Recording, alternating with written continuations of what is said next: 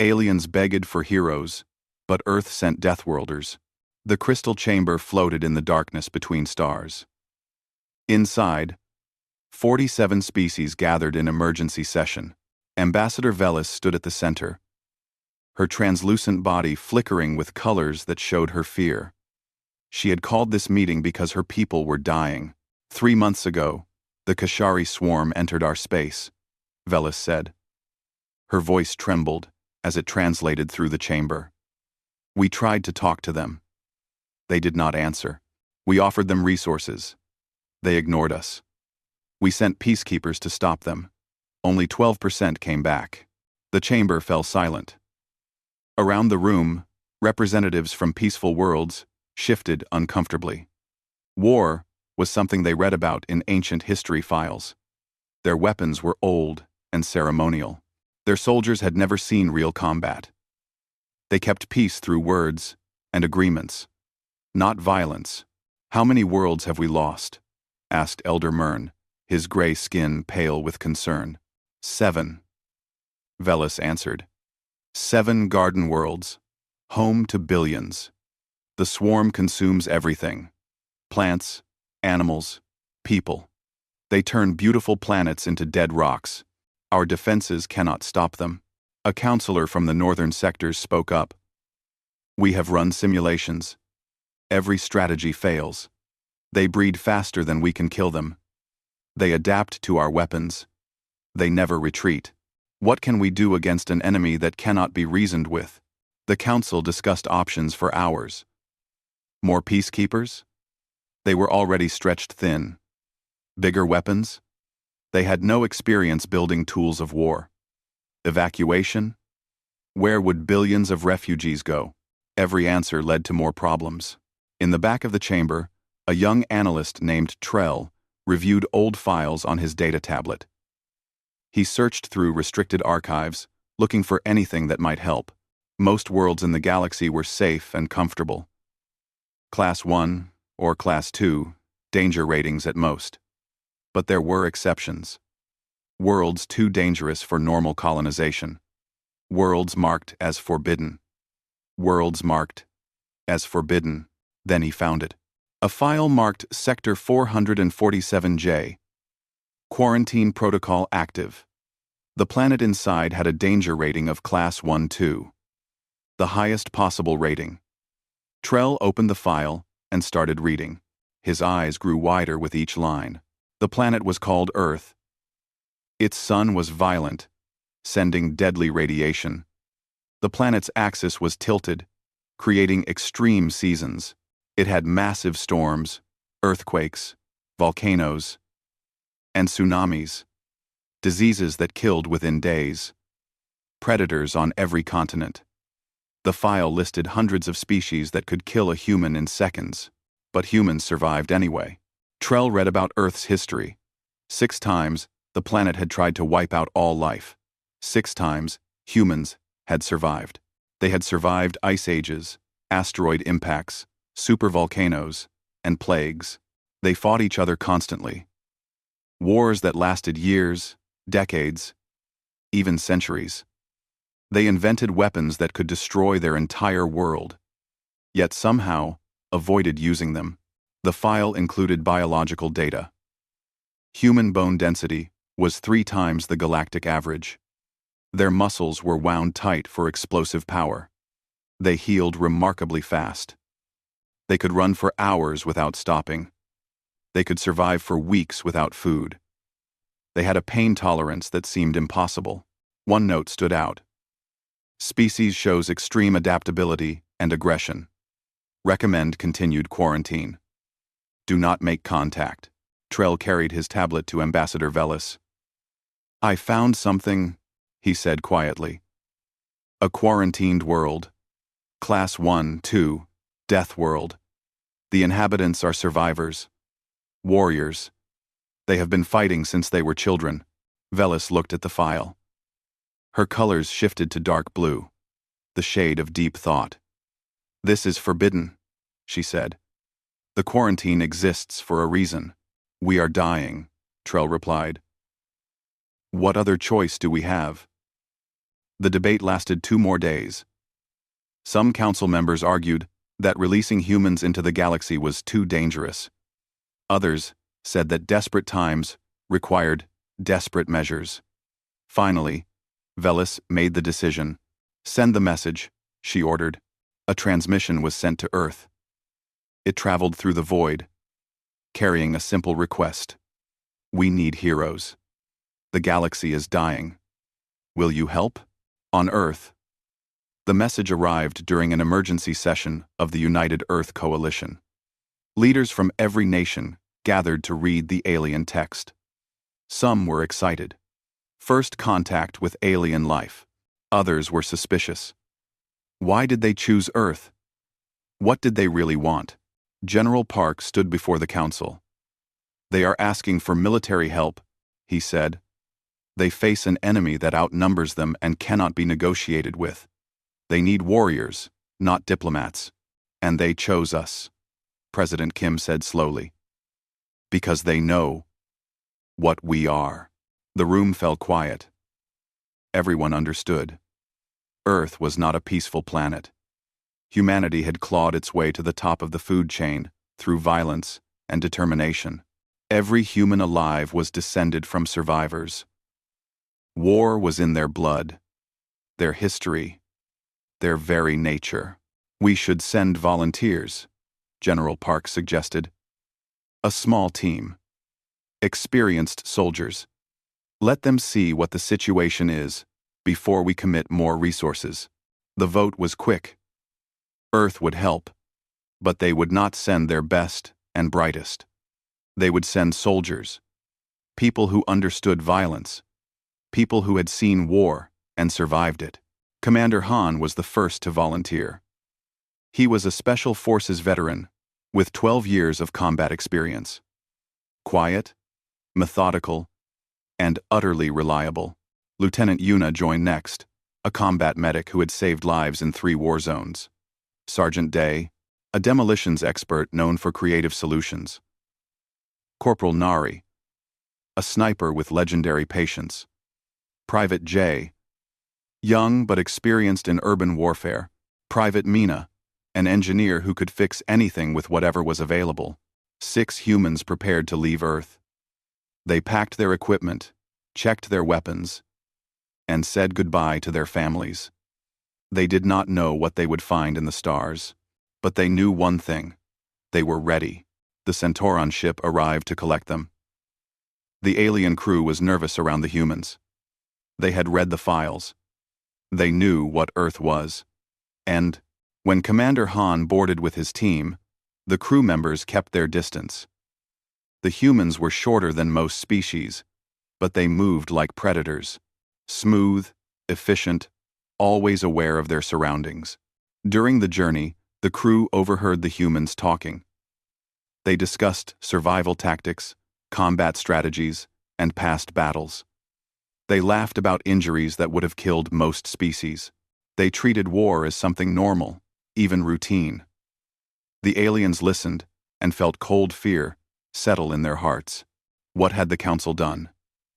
They had asked for heroes. But Earth had not sent heroes. They had sent something much more dangerous. They had sent Deathworlders. The ship traveled through the void toward the council station. In the cargo bay, 6 humans cleaned their weapons and prepared for war. They did not know that the galaxy they were about to enter had never seen real warriors before.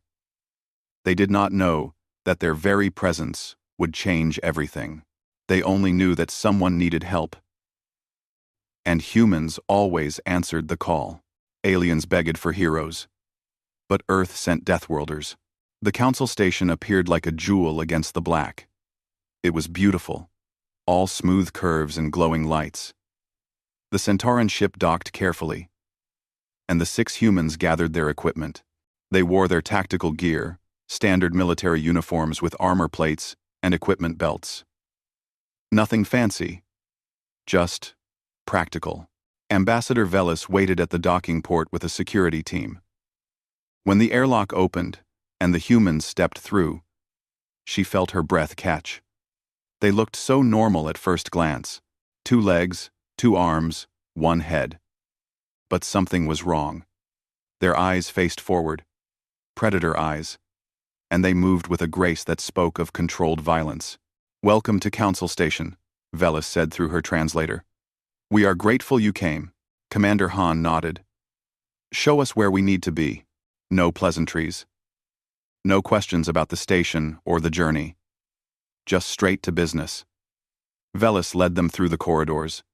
Other species stopped to stare at the humans. Some moved away quickly. The humans noticed but did not seem to care. They arrived at the medical center. "Standard procedure," Velis explained. "All visitors must undergo health screening." The humans agreed easily. They had expected this, but the medical staff had not expected what they found. Dr. Kelvin ran the scanners over the first human, Lieutenant Yuna. The results appeared on his screen, and his face went pale. "This cannot be right," he muttered. He ran the scan again. Same results. Human bones were 3 times denser than standard. Their muscles contained fibers he had never seen before. Wound so tight, they could generate explosive force. Their cardiovascular system had backup pathways in case of injury. Their immune system attacked foreign bodies with frightening aggression. They healed at rates that broke his understanding of biology. He scanned the pain tolerance. The machine could not measure it. It simply displayed error. Beyond maximum threshold. "What are you?" Dr. Kelvin whispered. Lieutenant Yuna smiled. "Human. From Earth." The doctor scanned all 6 humans. Every result was the same. He wrote his report with shaking hands. "These organisms are biological weapons. Their entire evolution has been optimized for survival in hostile environments. Recommend extreme caution." Velis read the report in her quarters that night. She had invited death itself into the galaxy. But what choice did she have? The next day, the humans were given a tour of the station.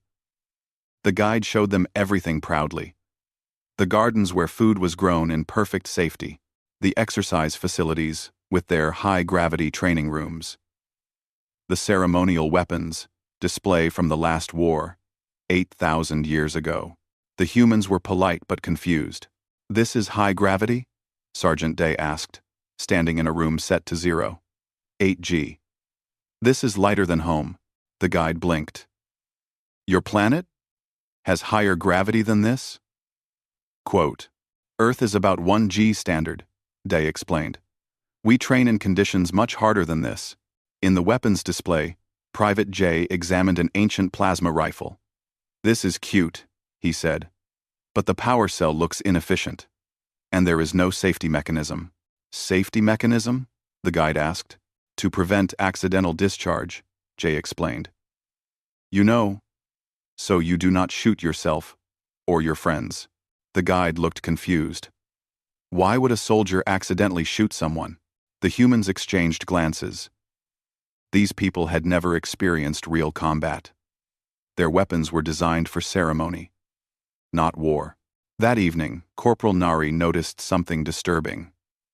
"There are no locks on the doors," she told Commander Han. "What do you mean?" Han asked. "The quarters, the storage rooms, even the armory. No locks. No security cameras in the hallways. No checkpoints. Nothing." Han frowned. "They trust everyone completely. Or they have never had a reason not to," Private Mina added. The humans spent their first night implementing basic security protocols. They locked down their equipment, set up motion sensors, and established a watch rotation. The aliens found this behavior strange and slightly insulting. Did the humans not trust them? The humans tried to explain, but the concepts did not translate well. How do you explain caution to people who have never needed it? The real shock came during the military briefing. Commander Han sat with Ambassador Velis and the Council's military leaders. They showed him tactical displays of the Kashari swarm, millions of creatures moving in coordinated waves. The aliens explained their strategies. "We established defensive lines here and here," Commander Routh said, pointing to the map. But they overran us within hours. We tried orbital bombardment, another officer added. But their organic shielding absorbs most of the energy. We attempted to negotiate, Velis said quietly. They killed our diplomats without hesitation. Han listened to everything. He studied the maps, the attack patterns, the casualty reports. Then he asked a simple question. Have you tried attacking at night? The room fell silent. Night operations are complicated, Roth said slowly. What about guerrilla tactics? Hit-and-run attacks? Ambushes? More silence. Asymmetric warfare? Using the terrain to your advantage? Creating choke points? And kill zones? Ralph looked at the other officers. We do not understand these terms. Han realized the truth. These people knew nothing about real warfare. They had peacekeepers who stood in lines and shot at enemies who also stood in lines. They had never faced an enemy that did not follow rules. They had never needed to learn how to really fight. We need to see them in combat, Han said. The Council prepared their most advanced combat simulator. It was designed for 20 elite peacekeepers and had never been beaten. The scenario involved defending a position against overwhelming odds. Most teams lasted 30 minutes before being overrun. The 6 humans entered the simulation chamber. The environment materialized around them. A rocky landscape. Multiple approach vectors. Limited cover. The enemy forces appeared on their scanners. Hundreds of them. Ready? The simulation controller asked. Ready. Han confirmed. The simulation started. The enemy advanced from all sides. The Council observers watched as the humans immediately scattered. They did not form a defensive line. They did not hold their position. They disappeared into the terrain. What are they doing? Ralph demanded. They are abandoning the objective. But the humans were not abandoning anything. They were hunting. Corporal Nari found a high position and began eliminating enemy commanders. Each shot dropped a target, creating confusion in the enemy ranks. Sergeant Day planted explosives at choke points, not to kill but to channel the enemy into specific paths.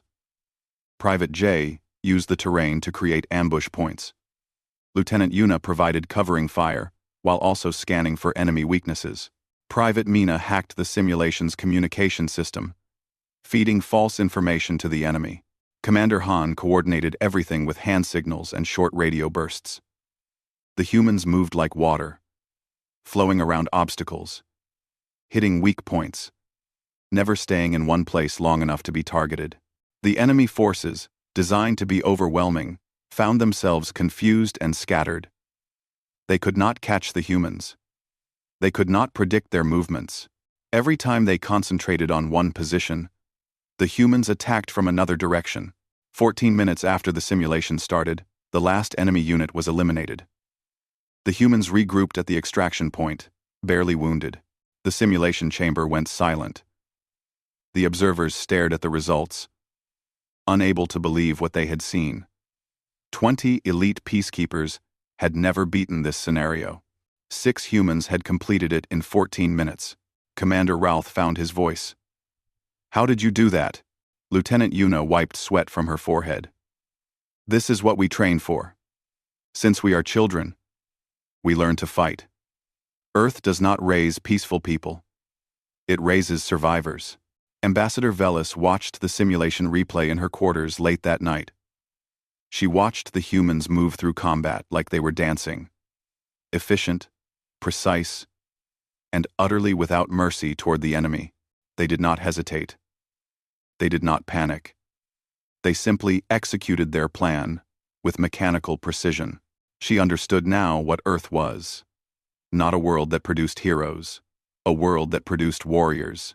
Apex predators who had spent thousands of years fighting each other and their planet.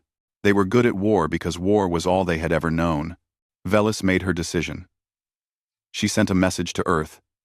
Send more teams.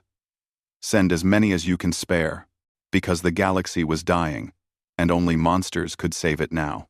The 6 humans prepared for their first real deployment. They checked their weapons, reviewed the tactical data, and made their peace with what was coming. They did not know that the battle ahead would change the galaxy forever. They only knew that people needed help, and humans always answered the call. Aliens begged for heroes, but Earth sent Deathworlders. The transport ship dropped through the atmosphere of Avernos 3. Once, this had been a garden world, famous for its crystal forests and purple seas. Now, half the planet was covered in gray corruption. The Kashari swarm had been here for 2 weeks, and they were winning. Commander Han stood in the cargo bay with his team. 300 Centauran peacekeepers filled the rest of the ship, led by Commander Ralph. The alien commander had made his opinion clear. 6 humans could not make a difference where 300 trained soldiers had failed. The ship landed at Forward Base Gamma, the last defensive position before the capital city. The base was chaos. Wounded soldiers everywhere. Supply crates scattered without organization. Defensive walls that had been quickly erected and poorly maintained. Han took one look and knew this position would not hold. "What is your assessment?" Ambassador Velis asked. She had traveled with them, wanting to see the humans in action. Han walked the perimeter with his team. They checked sight lines, examined the terrain, and studied the enemy approach patterns. After an hour, they gathered in the command tent. "You are fighting wrong," Han said simply. Ralph bristled. "We are following standard defensive protocols. Your protocols assume the enemy will play fair," Han replied. "The swarm does not care about fair. They want to consume you. You need to change how you think about this." "What do you suggest?" Velis asked. Han spread a map on the table. "The swarm builds hives that spread corruption through the ground. You have been trying to hold defensive lines and stop them from advancing. This does not work because they outnumber you." "Then what do we do?" Ralph demanded. "We do not fight their war. We make them fight ours." Over the next 12 hours, the humans implemented their plan. Sergeant Day rigged explosives throughout the forest, placing them in patterns that made sense only to him. Corporal Nari climbed to positions the aliens said were impossible to reach, setting up overwatch points. Lieutenant Yuna established a mobile medical station, using supplies she scavenged from local resources. Private J built barricades and obstacles that would channel enemy movement. Private Mina created a communication network that could not be intercepted. Commander Han designed the battle plan. He explained it to Rolf and the other officers. "You want us to retreat?" Rolf asked, incredulous. "To let them advance into our position?" "Yes," Han said calmly. "We will draw them into the forest. Then we kill them."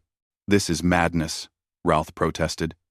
"It goes against every principle of defensive warfare."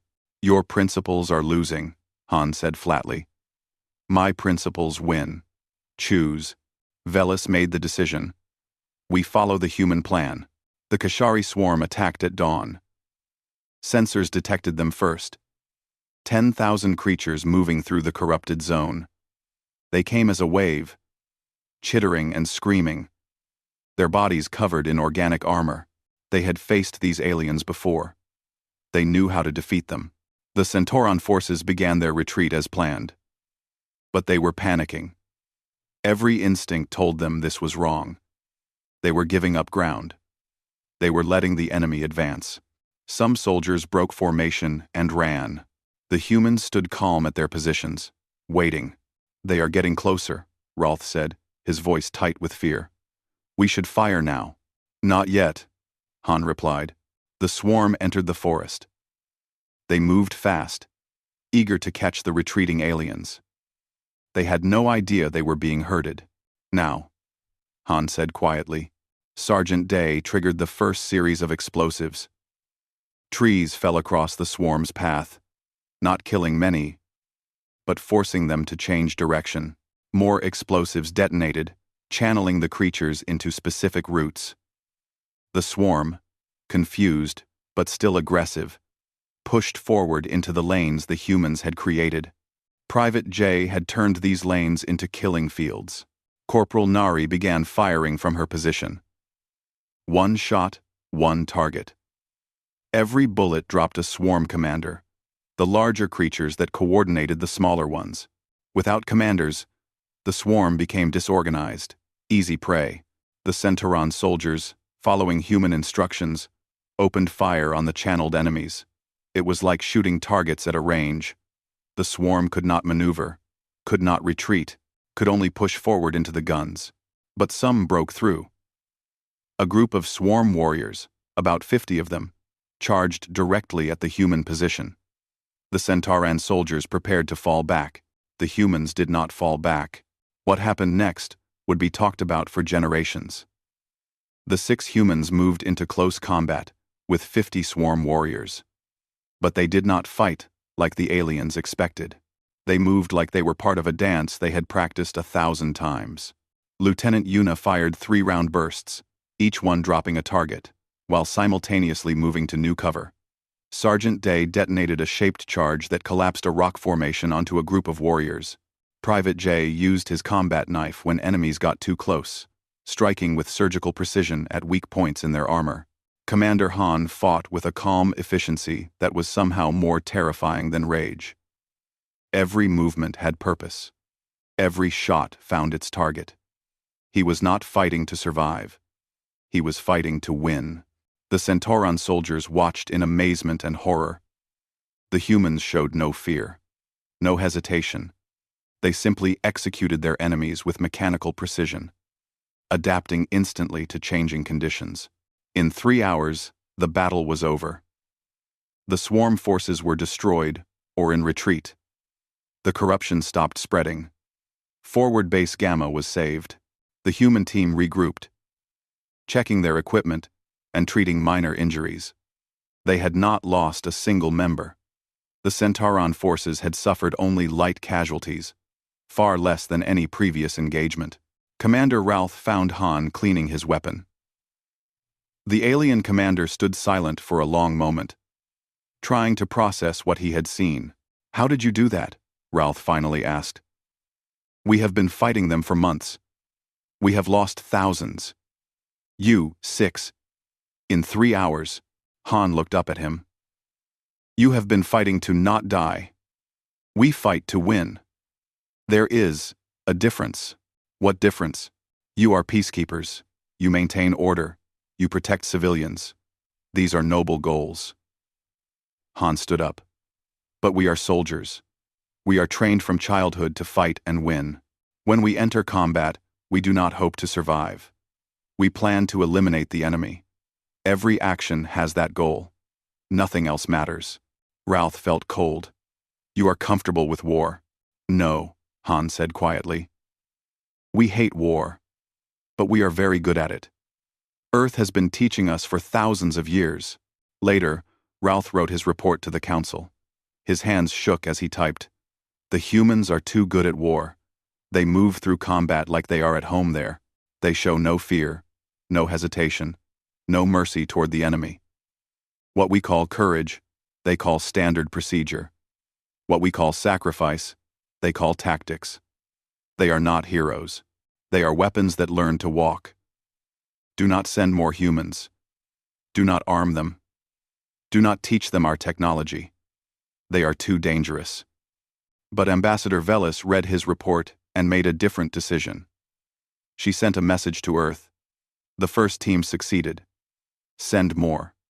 Send all you can, because the swarm was not stopping. 7 more worlds were under attack. The Council forces were still losing. And only humans seemed to know how to win. Over the next week, 15 more human teams arrived. Each team of 6 was assigned to a different conflict zone. Each team brought with them the knowledge of how to really fight. They taught the local defenders. They showed them tactics that seemed brutal but worked. The war began to change. Commander Han's team remained on Avernos 3, pushing deeper into swarm territory.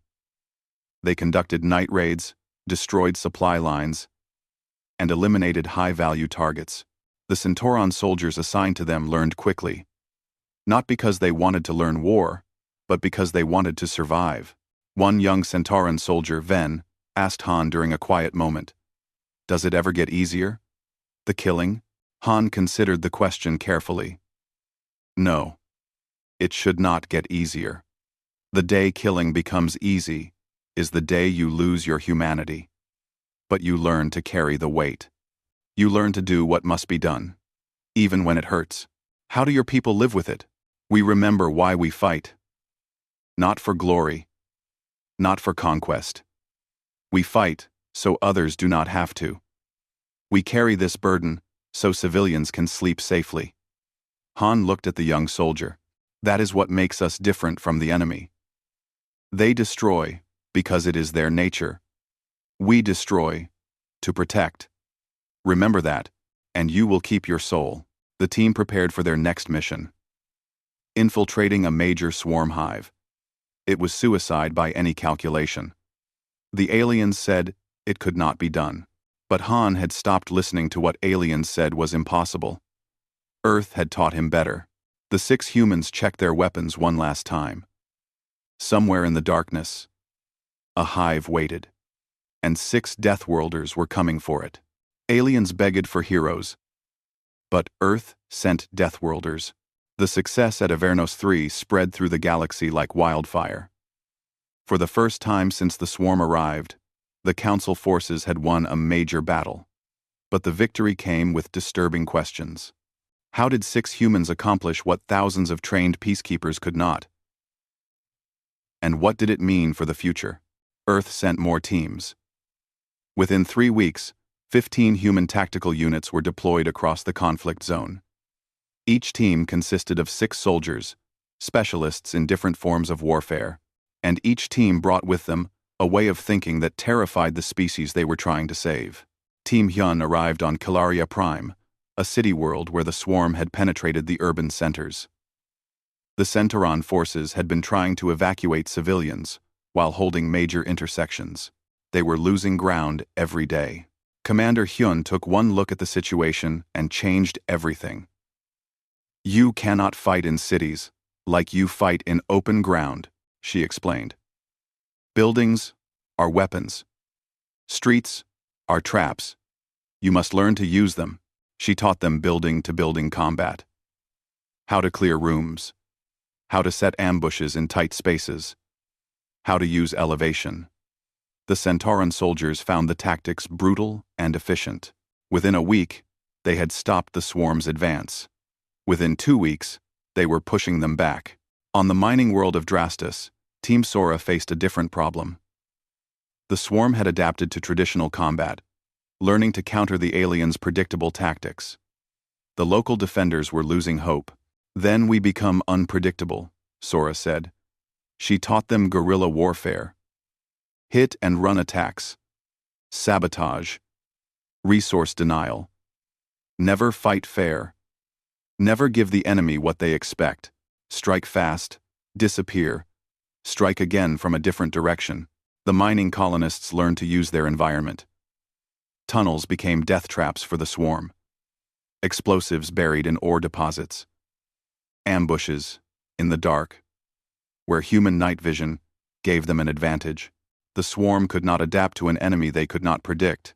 Team Quan worked with the Centauran fleet. Naval combat in space was different from ground warfare, but the principles remained the same. Quan taught them boarding actions, ship-to-ship fighting, and how to turn their vessels into weapons instead of just transportation. Stop thinking of your ships as homes, Quan told the fleet commanders. Think of them as tools. Tools for killing the enemy. The concept horrified them, but it worked. Team Rena specialized in intelligence. They infiltrated swarm territory, gathered information, identified command structures, and eliminated key targets. They moved like ghosts through enemy lines, striking at weak points before disappearing. Across 15 worlds, the war was changing. The swarm, which had never faced real military opposition, found themselves fighting enemies who understood warfare at a level they could not match. For the first time, they were losing ground. But the victories came with a cost.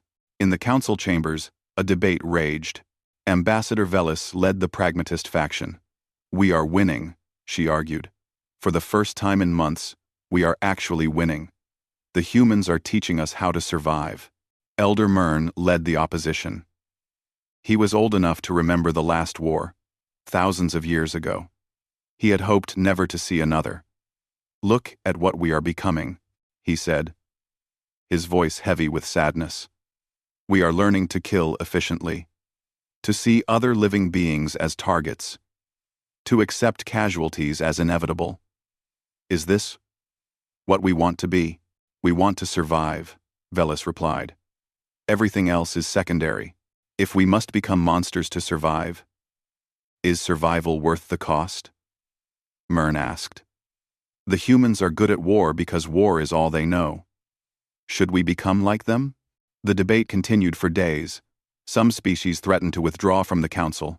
Others argued for deeper cooperation with Earth. The galaxy was fracturing along philosophical lines. Meanwhile, Commander Han's team prepared for their most dangerous mission yet. Intelligence had located a primary swarm hive deep in the Rift Nebula. Destroying it would cripple swarm operations across 3 sectors. But no force had ever penetrated a primary hive and survived. "We need a large force," Commander Routh argued. "At least 2,000 soldiers. 2,000 soldiers would be detected before they got within 10 kilometers. Han replied. "This requires a small team. Fast, quiet, deadly. 6 humans against 50,000 swarm?" Rolf looked at him like he was insane. "We have been worse odds," Lieutenant Yuna said calmly. Velis approved the mission. 6 humans would infiltrate the hive, plant explosives at key structural points, and extract before the detonation. The Council fleet would provide orbital bombardment once the hive's defenses were down. The team went in at night. They landed 20 kilometers from the hive and moved through swarm territory on foot. Corporal Nari led the way, using her sniper training to spot patrols before they spotted the team. Sergeant Day carried enough explosives to level a city block. Private Mina had hacked into local swarm communication, giving them advance warning of enemy movements. They reached the hive as the sun rose. It was massive, a living structure that pulsed with organic energy. Swarm warriors crawled over it like ants. Getting inside seemed impossible. "There," Private J pointed to a drainage outlet. "Maintenance access. Every structure has them, even biological ones." They entered through the waste system. It was disgusting, but it worked. Inside, the hive was a maze of organic corridors. The humans moved silently, avoiding patrols, leaving no trace of their presence. They planted the first charges deep in the hive's foundation. Day worked with practiced efficiency, setting timers and backup detonators. If one failed, others would trigger. Then the alarms sounded. A swarm patrol had found their entry point. Within seconds, hundreds of warriors were searching the hive. The humans had to move fast. "Split up," Han ordered. "Plant the remaining charges and head to the extraction point. If you cannot make it, trigger your charges manually. The mission is more important than any of us." They separated, each heading to different sections of the hive. The corridors filled with swarm warriors. Close combat in tight spaces. The worst possible conditions. But humans had trained for this. Lieutenant Yuna fought through 2 corridors, her weapon firing in controlled bursts. She took 3 injuries but kept moving. She planted her charges and started back toward extraction. Private J was cut off. He triggered his charges early, collapsing an entire section of the hive. The explosion gave him an escape route, though it cost him his left leg below the knee. He tied a tourniquet and kept moving. Corporal Nari found herself surrounded. She climbed the hive's internal structure, finding positions where she could fire down on the enemy. She planted her charges while under constant attack, then escaped through an air vent that should have been too small for her. Sergeant Day had the worst luck. He encountered a swarm breeder, a massive creature that commanded hundreds of warriors. He spent 30 minutes in running combat, leading them away from his teammates. When he finally planted his charges, he was covered in injuries. But he smiled. The charges were set. Private Mina used her engineering skills to short out sections of the hive's nervous system, creating chaos. She planted her charges in the hive's main coordination center. On her way out, she reprogrammed the hive's internal defenses to attack anything that moved. Commander Han planted his charges in the hive's heart, a chamber where the swarm stored their genetic material. Destroying this would cripple their ability to breed. He fought through 6 waves of warriors, moving with the same calm efficiency he showed in every battle. The team converged on the extraction point. Private J was barely conscious, his leg badly damaged. Lieutenant Yuna had taken a slash across her ribs. Corporal Nari had burns from acid spray. Sergeant Day had lost so much blood he could barely stand. Private Mina had a broken arm. Commander Han had injuries across his entire body, but all charges were planted. Commander Han to Council Fleet, Han spoke into his radio. The hive is marked with a beacon. Fire on my signal. Danger close. Danger close? The fleet commander asked. How close are you to the target? About 200 meters. Fire anyway. You will not survive. We know. Fire on my signal. We. Fire on my signal. We know. The 6 humans ran. Behind them, the hive was waking up, understanding what had happened. Thousands of warriors poured out. Chasing them, Han triggered the charges. The explosion was visible from orbit. The entire hive collapsed inward, then exploded outward. The Council fleet added their orbital bombardment, turning the area into a crater. Sensors showed nothing could survive. Ambassador Velis stood on the fleet command ship, staring at the destruction. She had sent them to die. She had known it was necessary, but it still hurt. Then a sensor operator shouted, "Heat signatures. 6 of them. They are moving." The humans emerged from a maintenance tunnel 2 kilometers from the blast site. They were covered in ash and blood. Private J was being carried by Sergeant Day, who himself could barely walk. Lieutenant Yuna had performed field surgery on herself during the escape. They looked more dead than alive, but they were walking, moving toward the extraction point, with the same determination they showed in everything. Velis watched them on the monitors. How? She whispered. How did they survive? The answer came when they were back on the ship. Commander Han, being treated in medical, gave a simple explanation. Because quitting is not in our nature. Earth does not raise quitters. It buries them. The hive's destruction changed the war. Without their primary coordination, swarm forces across 3 sectors became disorganized. The Council forces, now trained by humans, pushed forward. For the first time, they were not just defending. They were attacking. But Elder Mern's warning echoed in everyone's minds. The galaxy was winning. But at what cost?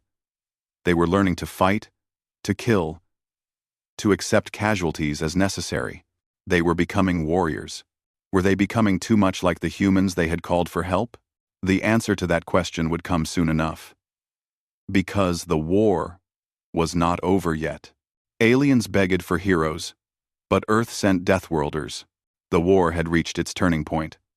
With the primary hive destroyed, swarm forces were losing coordination across the galaxy. But they were not defeated. Intelligence reports revealed the source of all swarm operations, the Queen. She commanded, from deep within the Rift Nebula, protected by the largest concentration of swarm forces ever recorded. The Council military planners gathered to discuss the final assault. Their projections were grim. A conventional attack would require the entire Council fleet. Estimated casualties, 60%. Thousands of ships, millions of lives. We have no choice, Commander Routh said. He looked different now. 3 months of fighting alongside humans had changed him. His uniform showed wear. His eyes showed experience. We must attack. There is another way, Commander Han said quietly. The room turned to look at him. The human commander had recovered from his injuries, though he still moved with some pain. His team was on medical leave, but other human teams were available. Send strike teams, Han explained. 30 teams, 180 humans. We go in behind enemy lines, We create chaos. We destroy their supply lines, eliminate their commanders, make them think we are everywhere. When their defenses are weakened, the fleet attacks. 180 humans against millions of swarm? Elder Mern shook his head. This is suicide. End quote. Everything we do is suicide by your standards, Han replied. But we keep surviving. Trust us one more time. Ambassador Velis made the decision. The plan was approved. Over the next week, 30 human teams assembled. Some were veterans, like Han's team. Others were fresh from Earth, eager to prove themselves. Each team received their assignment, different targets across 15 worlds surrounding the Queen's location. The operation was called the 72-Hour War. All teams would strike simultaneously, creating maximum disruption before the fleet arrived. Commander Han's team, despite their injuries, volunteered for the most dangerous assignment, infiltrating the Queen's fortress itself. 5 other teams would join them, creating a force of 36 humans against the heart of the swarm. Are you ready for this? Lieutenant Yuna asked her team. They were gearing up for deployment. Private J was on a prosthetic leg. Sergeant Day still had bandages under his armor. But they were all present. We are always ready, Day replied with a grin. The operation began at midnight, standard galactic time. Across 15 worlds, human teams struck their targets. Team Hyun destroyed a major breeding facility on Kilaria Prime. They went in with fire, burning everything organic. The swarm had never encountered enemies willing to use such brutal tactics. Team Sora sabotaged the swarm's communication network on Drastus, creating confusion across entire sectors. Swarm forces stopped coordinating, each group fighting independently. Team Quan boarded and destroyed 3 swarm bioships, cutting off reinforcements to the Queen's location. Team Rena assassinated 17 swarm commanders in a single night, moving through enemy territory like ghosts. The attacks created exactly what Han had predicted: chaos.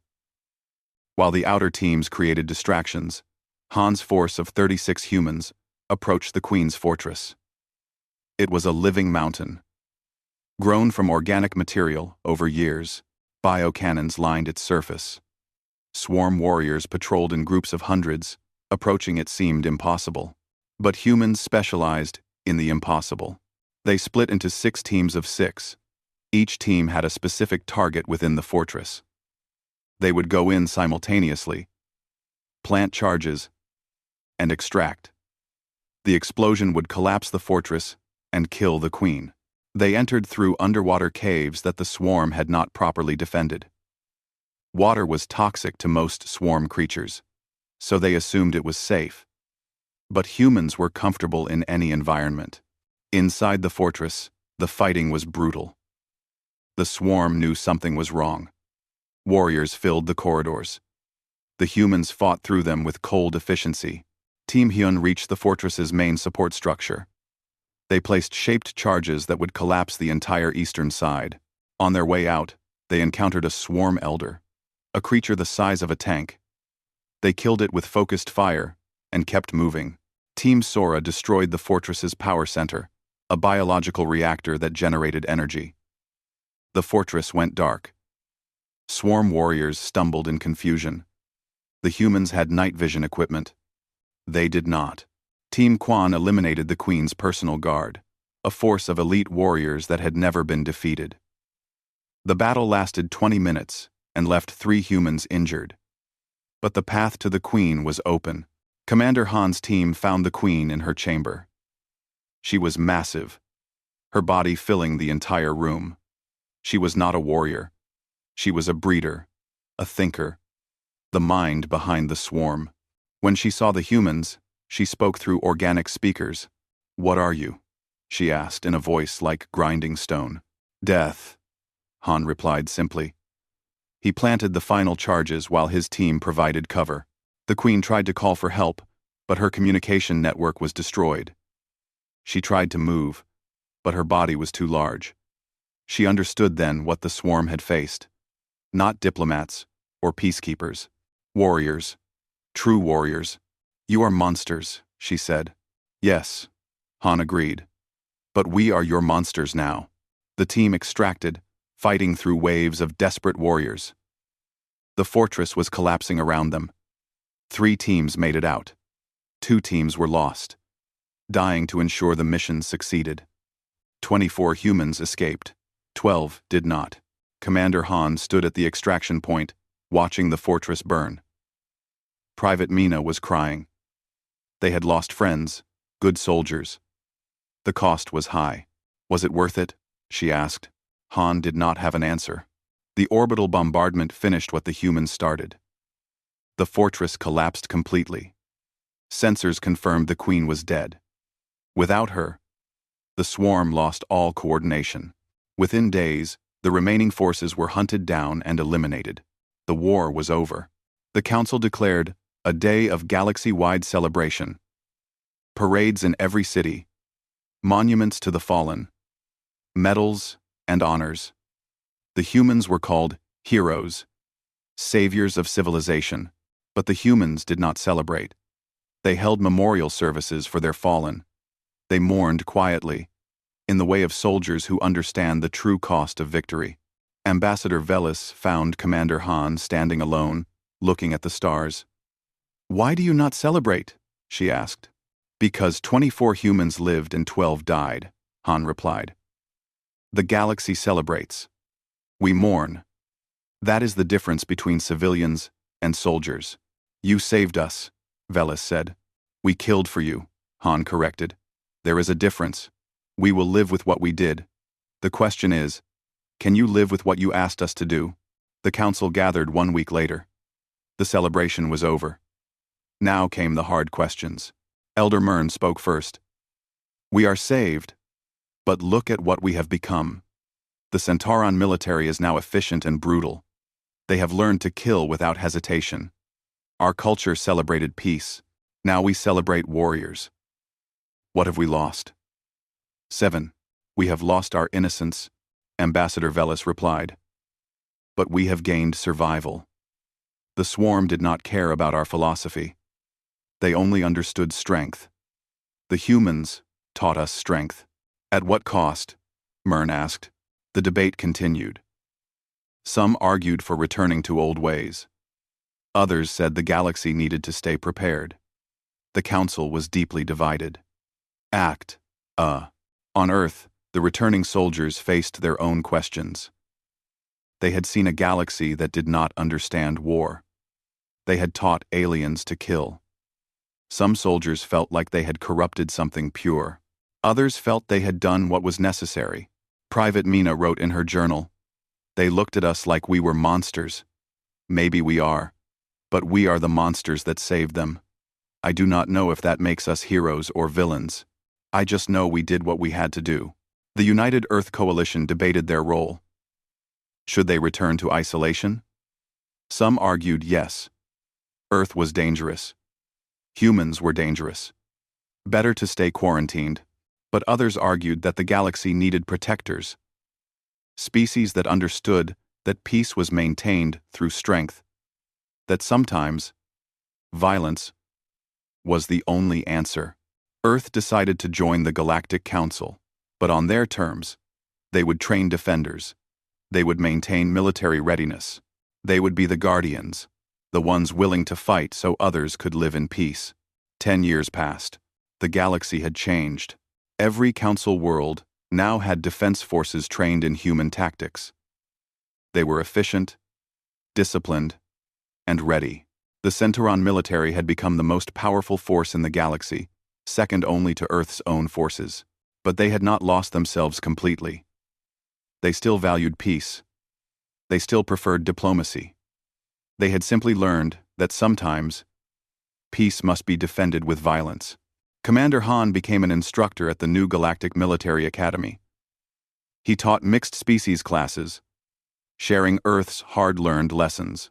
His students included Centaurans, Valyrians, and dozens of other species. On the first day of class, he addressed his students. "Your ancestors called us monsters. They were right. We are comfortable with violence in ways that disturb you. But here is what they learned. Monsters are only monsters until you need them. Then, they are heroes. You are here because the galaxy decided it needs defenders. Not because war is good, but because the alternative is extinction. I will teach you what Earth taught us. How to survive. How to fight. How to be the thing that protects others. This will not be easy. You will learn to do things that disgust you. You will become comfortable with violence. But remember this. We do not fight because we enjoy it. We fight because someone must. We carry this burden so others do not have to. Welcome to Earth's lessons. Try not to die. The students listened. Some were afraid. Others were determined. All of them understood that the galaxy had changed forever.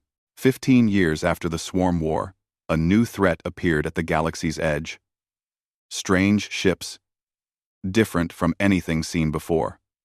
The Council convened emergency sessions, but this time, there was no panic. No desperate pleading. The Council had defense forces. They had military doctrine. They had soldiers trained to fight and win. Ambassador Velis, now an elder herself, sent a message to Earth. New threat detected, requesting military consultation. The response came quickly. Deploying assessment teams. Stand ready. 6 humans arrived to analyze the threat. But they were not alone. They were accompanied by mixed species teams. Humans, Centaurans, Valyrians, all working together. Warriors who understood both peace and war. The galaxy had learned its lesson. Peace was precious. But peace required guardians, willing to fight for it. They had begged for heroes. Earth had sent Deathworlders, and the galaxy had become Deathworlders themselves. Not monsters, but protectors. Not conquerors, but guardians. They were ready for whatever came next. Because Earth had taught them the most important lesson. Survival requires strength, but strength without purpose is just violence. They would be strong, but they would use that strength to protect the weak, defend the innocent, and maintain the peace they had fought so hard to win. The galaxy was no longer innocent, but it was alive, and sometimes that was enough.